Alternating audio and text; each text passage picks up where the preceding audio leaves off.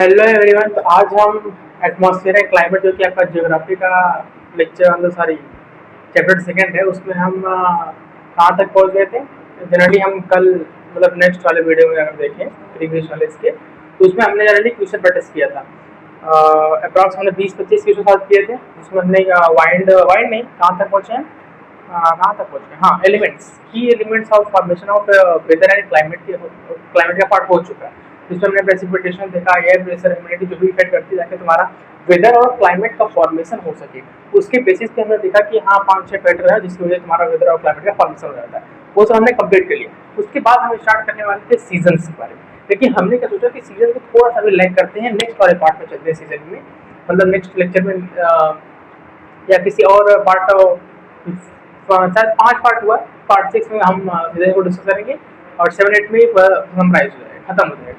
तो आज हम ये हमारा question practice session part second है, जिसमें फिर से हम उन्हीं सब क्वेश्चनों जो हमने इसकी जस्ट पहले देखा था, जितने भी क्वेश्चन थे 20-25, ऐसा नहीं रहेगा। थोड़ा सा क्या होगा कि आपको ये देखने को मिलेगा इसमें कि उन सब क्वेश्चन आप इसके पहले वाले जो क्वेश्चन किए हो उससे थोड़ा सा इसका लैंग्वेज चेंज रहेगा। लैंग्वेज चेंज का मतलब अगर मान लीजिए मास्टर आपका लैंग्वेज चेंज करके क्वेश्चन दे दे रहा है तो कोई दिक्कत नहीं, तो हम लैंग्वेज चेंज करके वाला क्वेश्चन भी कर लेते हैं। एक मैंने डायरेक्ट क्वेश्चन उठा दिया, एनसीईआरटी डायरेक्ट क्वेश्चन उठा दिए कि बताओ इंसुलेशन क्या होता है, बताओ अरोरा बोरेलिस नॉर्थ वाले में, अरोरा ऑस्ट्रेलिस नीचे होता है, और हमने बता दिया कि कैसे बनता है, कहाँ पे नॉर्थ पोल में, साउथ पोल में, कहाँ पे सनलाइट स्लैंट में गिरती है, स्लैंट एंगल्स में, मतलब दूर की साइड, पोल्स की साइड हो सकती है, इसलिए वहाँ पे तुम्हारा इंसुलेशन डिग्रीज करता है, और एकदम 90 डिग्री या वर्टिकल गिरती है तुम्हारे टॉर्रिड या तुम्हारे ट्रॉपिक ऑफ कैंसर की लाइन पे, इसलिए तुम्हारा इक्वेटर की लाइन, सॉरी इक्वेटर की लाइन पे, इसलिए वहाँ पे क्या होता है, बहुत हाई टेम्परेचर होता है, जो कि इंसुलेशन बहुत ज्यादा हो जाता है। तो हमने डायरेक्ट क्वेश्चन करा दिया। अब क्या थोड़ा सा मॉडिफाइड क्वेश्चन रहेगा। मॉडिफाइड क्वेश्चन का इन द सेंस का मतलब थोड़ा सा चेंजेस रहेंगे, लैंग्वेज का डिफरेंस रहेगा, आंसर लगभग मैच करेगा, और ये थोड़ा सा आपका दिमाग को थोड़ा सा आपको हिट कर सकता है कि हाँ इस टाइप का क्वेश्चन रहेगा तो क्या आंसर होगा। ठीक है, आपको आंसर फील होगा कि हाँ आंसर यही होगा। ठीक है, बहुत ज्यादा वेरिएशन नहीं है, बस थोड़ा सा मैंने क्वेश्चन की लैंग्वेज घुमाया। ठीक है, और कुछ है। प्रैक्टिस सेकंड स्टार्ट करते हैं, चालू करते हैं। क्वेश्चन ही रहेगा, आज कोई थ्योरी नहीं है, इसलिए नॉर्मल ऐसे खत्म कर देते हैं। तो आप ये हमारा बीपीटी है, ब्रेन पावर टेस्ट, जो कि हम कराते रहते हैं, लेक्चर के साथ साथ कराते रहते हैं, तो आप इसका फुल एकदम डिस्कशन ही करने जा रहे हैं। ठीक है, अलग से सेशन ही हमारा है। तो इसमें क्वेश्चन की नंबरिंग की मत लीजिएगा, क्वेश्चन की काउंटिंग पे जाइएगा, क्योंकि क्वेश्चन की नंबरिंग मैंने क्वेश्चन को सफल किया है, 1 से लेकर 25-30 क्वेश्चन मैं इसमें लाया हूँ। 25, हाँ 20 से 25 क्वेश्चन होंगे, उसको मैंने ऊपर नीचे किया, मतलब 1, 3, 8, 7 ऐसे मिक्स कर दिया। सी लाइन में क्या होता है कि जब टॉपिक से क्वेश्चन नहीं रहता है तो अच्छा मतलब मजा नहीं आता उसमें, इसलिए ऊपर नीचे मैंने किया। शुरू करते हैं अपना क्वेश्चन नंबर पहला। क्वेश्चन नंबर फर्स्ट क्या बोलता है पब्लिक, क्या बोल रही है क्वेश्चन नंबर फर्स्ट के बारे में बताओ। क्वेश्चन नंबर फर्स्ट क्या बोल रहा है, ये रहा, बोल रहा है भाई साहब कि which atmospheric layer is often called the weather making layer of the earth. ऐसी कौन सी लेयर है जो हमारे वेदर्स को बना देती है। वेदर्स इन द सेंस हमारे वेदर को, क्लाइमेट को, और तुम्हारा कंडेंसेशन हो रहा है, डिकम्पोजिशन हो रहा है, और कंडेंसेशन इवापोरेशन हो रहा है, जिसकी वजह से रेन का फॉर्मेशन हो रहा है, वाटर वेपर तुम्हारे इवापोरेट हो जा रहे हैं, फिर बादल बन जा रहा है। तो ये सब ऐसी कौन सी लेयर है, क्या तुम्हारा एटमॉस्फेयर है, सॉरी ये तुम्हारे एटमॉस्फेयर की लेयर के सब पार्ट है, सब इसमें एटमॉस्फेरिक लेयर्स हैं।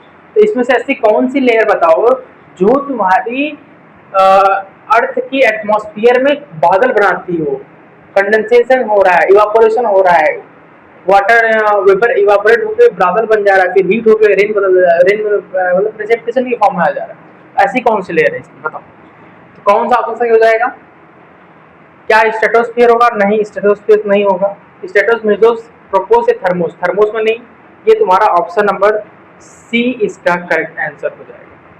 कौन सा आंसर हो जाएगा, option number C, option number C, पहले का option number C. Question number second पे आ जाओ। क्वेश्चन नंबर सेकंड क्या बोल रहा है, क्वेश्चन नंबर सेकंड बहुत आसान है। Why is the stratosphere considered suitable for aircraft to fly.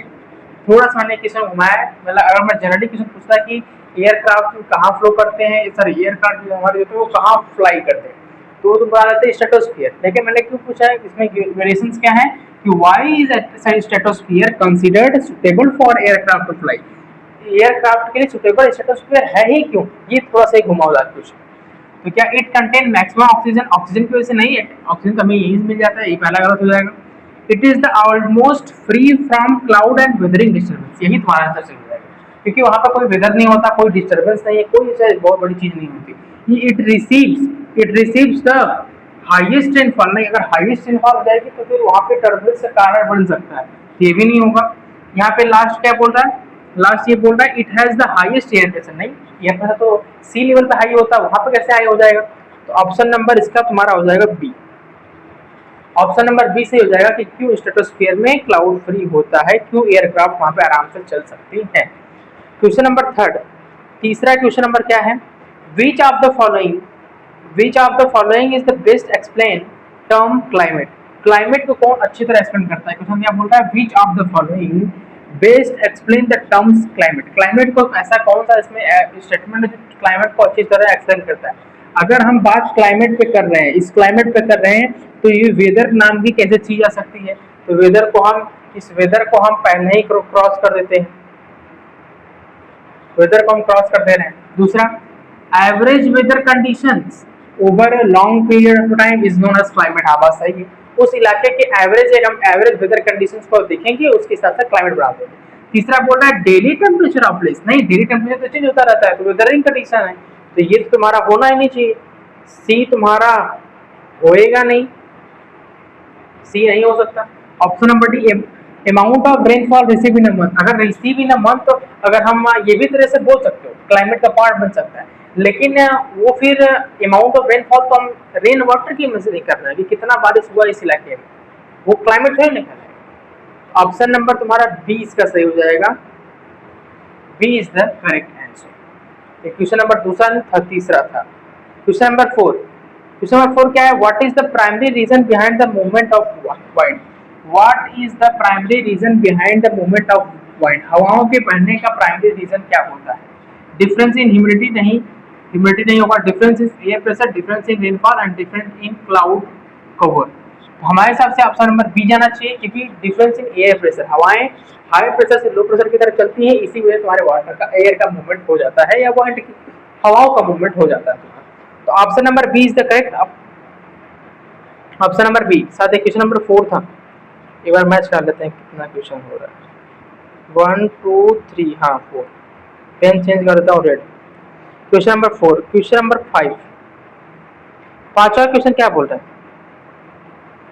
Question number 5 क्या कह रहा है, तो ये पांचवा क्वेश्चन नंबर, पेन ही नहीं चल रही सही से।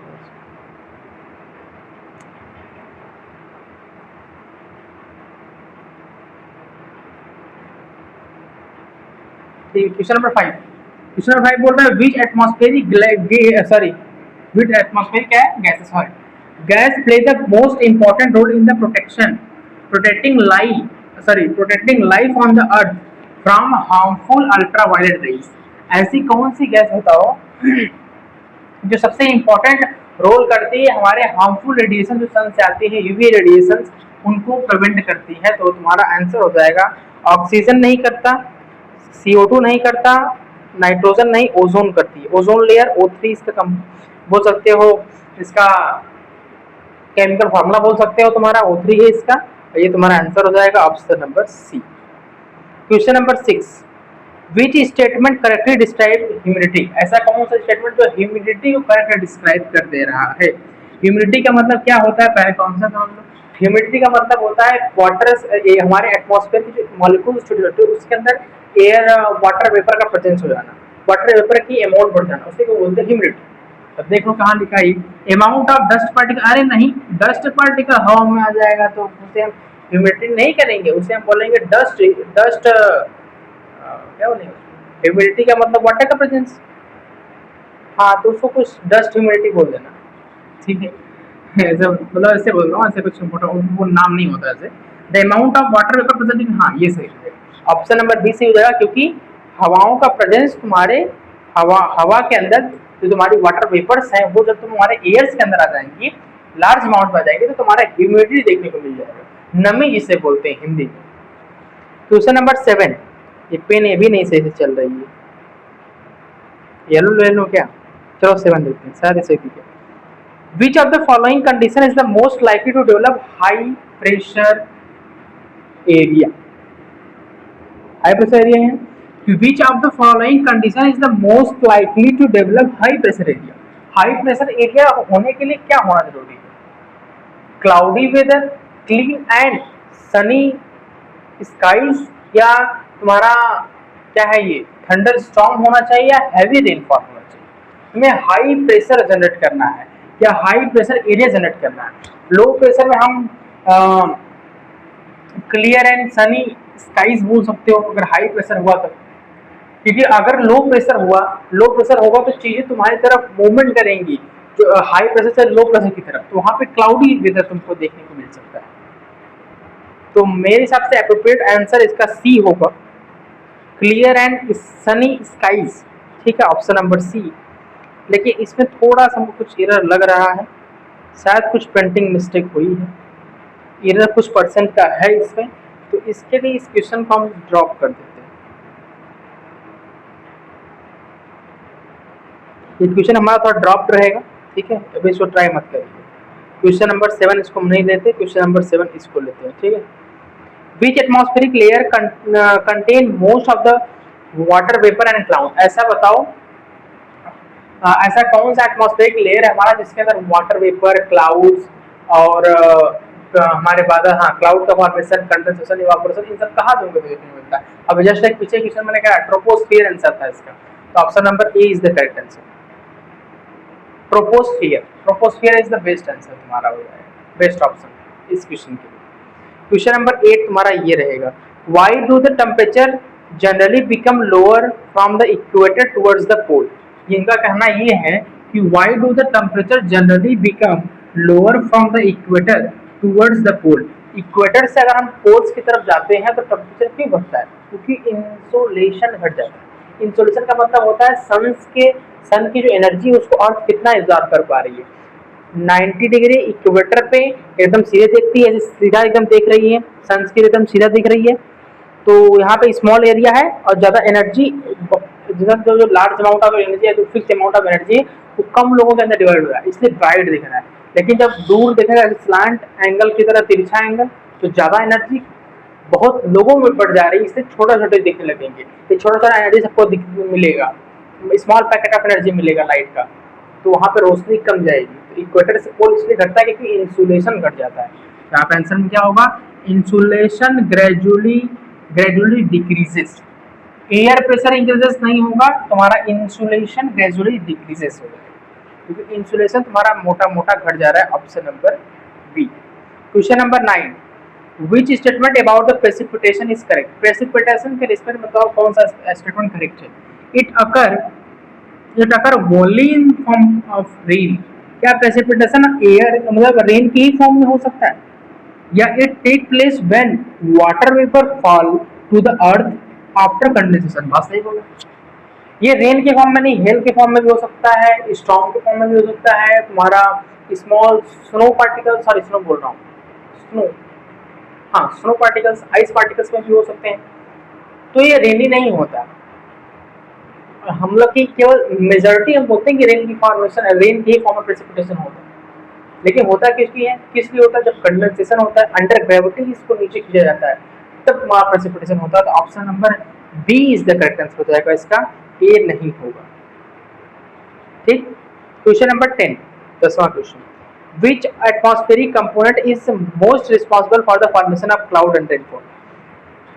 विच atmospheric component is most responsible for the formation of cloud and rainfall? बारिश और रेनफॉल और बादल का फॉर्मेशन के इंपॉर्टेंस सबसे ज्यादा किसका है? वाटर वेपर का है। सिंपल सी बात है, क्योंकि वाटर वेपर ही तुम्हारा कंडेंसेशन करता है, इवेपोरेट होता है, तब जाकर तुम्हारी चीजें बन जाती हैं। ऑप्शन नंबर सी हो जाएगा। Question number 11, which statement best describe the main function of earth atmosphere? हमारे अर्थ एटमॉस्फेयर का सबसे मेन फंक्शन बता दो। Which statement best describe the main function of earth atmosphere? हमारे पृथ्वी का सबसे बढ़िया मतलब मेजर क्या इंपॉर्टेंस है? सिल्टिंग करना, वेदरिंग करना, क्लाइमेट का फॉर्मेशन करना, लाइफ फॉर्म को बचा के रखना, बस यही सब किसी फैक्टर्स हो जाते हैं। जितने भी मेटियोर्स, एस्ट्रॉइड में उसको बंद कर लेना ताकि यहाँ पे हमारे ना ह्यूमन लाइफ को इम्पैक्ट नहीं कर पाए, यही सब इसके जनरल फंक्शंस हैं। देखो, इट इंक्रीजेस अर्थ साइज नहीं, सर साइज कैसे बढ़ा सकता है? It protect and support life of the earth, बस यही ऑप्शन से सीधा दिख रहा है। It protects and support earth life, option number B. Question number 12 12वां, why is the mesosphere important for earth? Simple बात है, मेसोस्फीयर मैट्रिक बताया था कि मेसोस्फीयर का नाम यम से है, यहाँ पे मेटियोर्स बर्न कर जाते हैं। इसका टेम्परेचर एल्टीट्यूड के साथ घटता बढ़ता नहीं है, क्या होता है, ट्रोपोस्फीयर की तरह मैच करता है।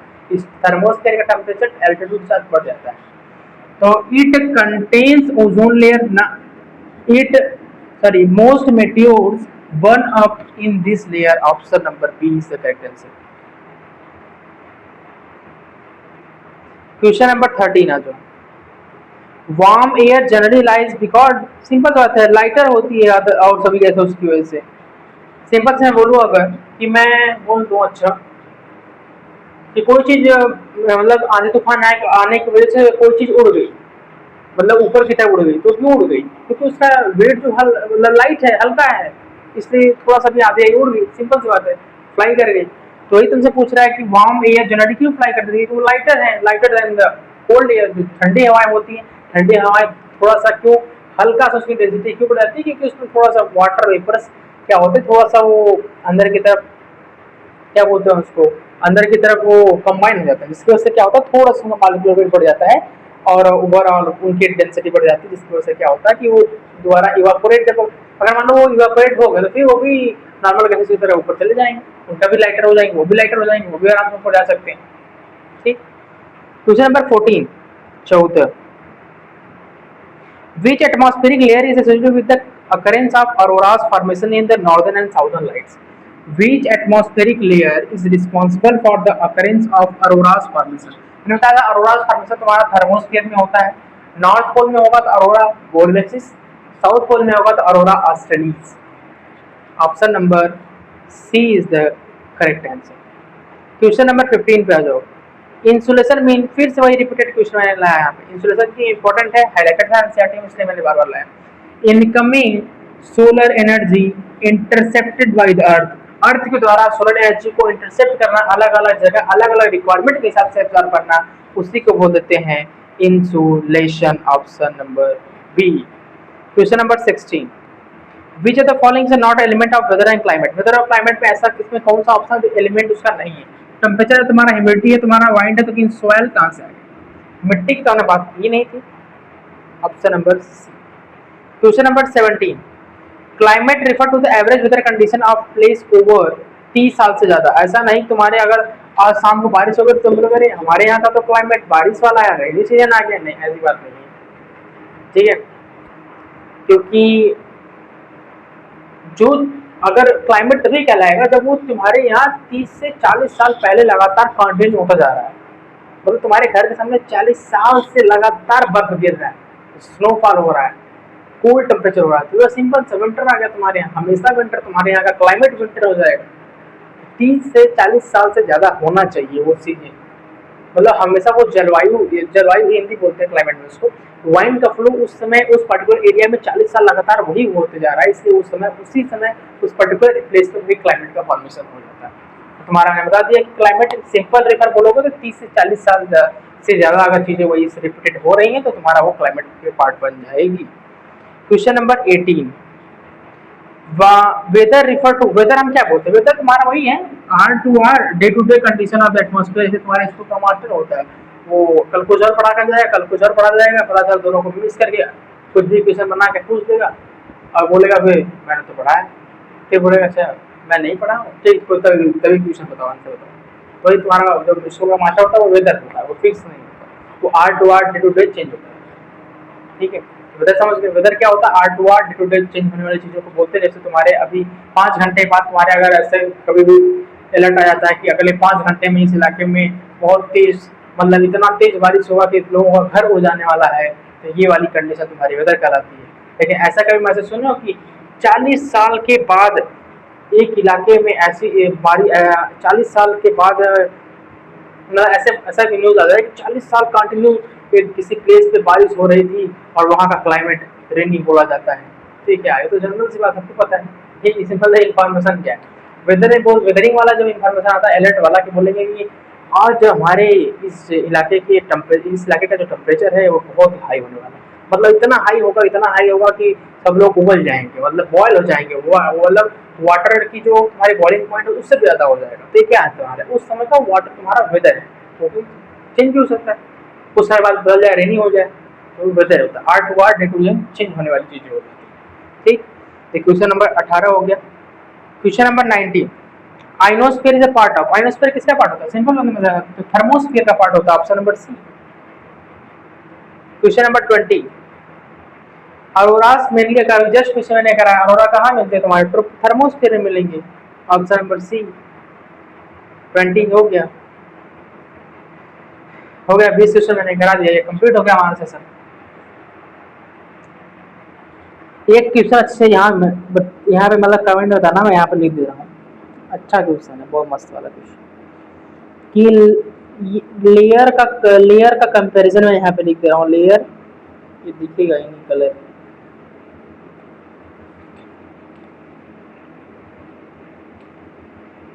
तो आपको इस क्वेश्चन में लेयर कंपैरिजन करके बताना है कि अगर नाइट्रोजन है तो उसका अमाउंट बताओ एटमॉस्फेयर में, ऑक्सीजन का एटमॉस्फेयर अमाउंट बताओ, और अर्गन भी तुम्हारी जैसी होती है ना, उसे हम नोबल गैस बोल देते हैं। जैसे तुम्हारा ये भी नहीं चल रहा है यार, इस स्लाइड ही चेंज करना पड़ेगा। चला, नाइट्रोजन का अमाउंट बताओ, ऑक्सीजन का बताओ,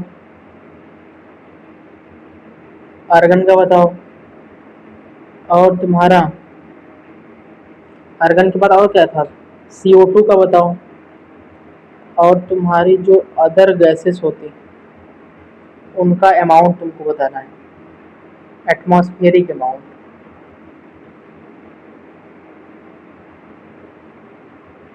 एटमॉस्फेरिक अमाउंट या परसेंटेज यहाँ पे आपको लिखना है सभी का, जो हमारे अर्थ के अंदर है, इसी बॉक्स में होगा देना। मैं आंसर यहाँ डाल दे रहा हूँ, आप लास्ट में याद रहना। अभी मैंने यहाँ पे क्वेश्चन बना दिया कि नाइट्रोजन को बताओ, ऑक्सीजन, आर्गन, CO2 और अदर गैसेस का अमाउंट बताना है जो तुम्हारे हमारे एटमॉस्फेरिक लेयर के अंदर प्रेजेंट होती है। ठीक है, तो यहाँ पे आपको जहाँ मैं बोला हूँ यहाँ पे वीडियो पॉज करना है, उसके बाद आंसर लिख लेना है कॉपी पे। अब मैं आंसर लिख दे रहा हूँ। नाइट्रोजन तुम्हारा 71 होता है, ऑक्सीजन तुम्हारा 21 होता है, सॉरी 78 होता है, 78।